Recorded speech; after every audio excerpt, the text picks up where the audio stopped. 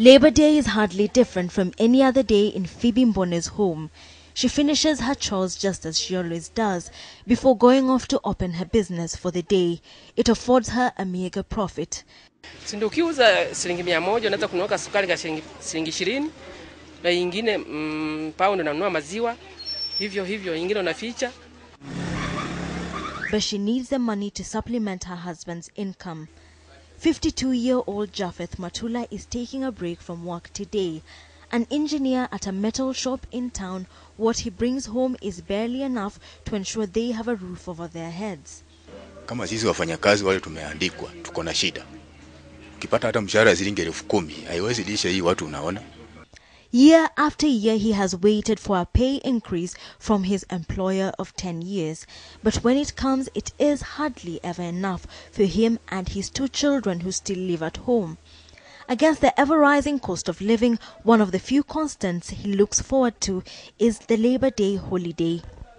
This Labor Day, Japheth, like other workers, still clinging to the hope that there will be something more for them, given that this is the very month that the National Health Insurance Fund proposes to effect its new rates for comprehensive medical cover. Hiyo pesa nimekatwa nimelipa karibu miaka 17, lakini hiyo miaka 17 mimi mwenyewe hata sijawahi kwenda hospitali, sijawahi fanya jojo. Hiyo pesa inaenda kwa mifuko ya wakubwa.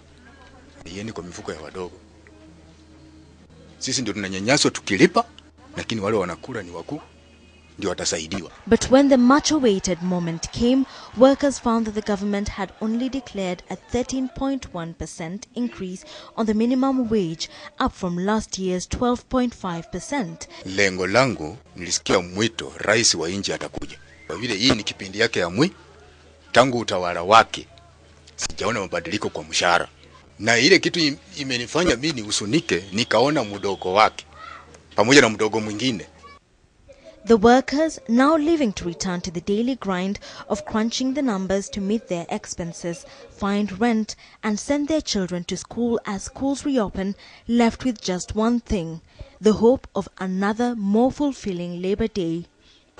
Every year, hundreds of thousands of workers struggling to eke a living assemble, hoping to get word from the government of a pay hike that will change their lives. More often than not, they are disappointed, but every year they make the trek anyway, and this is why Labor Day has come to mean more than just a pay hike. It now means hope. I'm Wilkister Nyabwa for KTN in Pangemi, Nairobi.